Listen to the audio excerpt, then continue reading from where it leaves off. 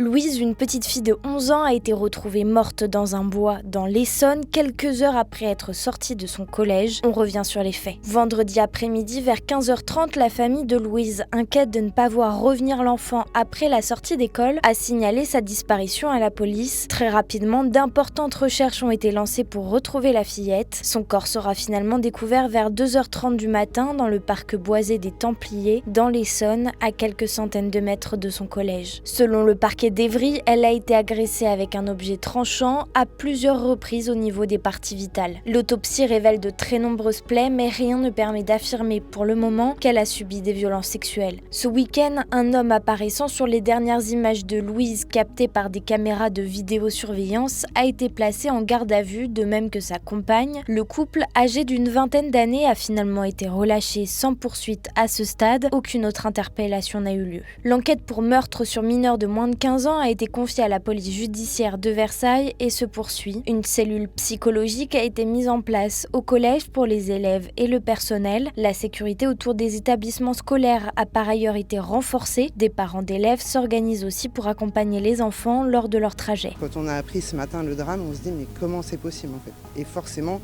comme dit ma grande, ma fille est rentrée à pied aussi, elle a mis 25 minutes de marche à la même heure. Donc ça aurait pu être elle en fait. On a Épinay, c'est une ville, comme vous avez pu le voir, plutôt tranquille. Et on se dit mais comment c'est possible en pleine journée, en plein après-midi, c'est un drame. Pour le moment, l'enquête se poursuit afin de comprendre ce qui est arrivé à la jeune collégienne.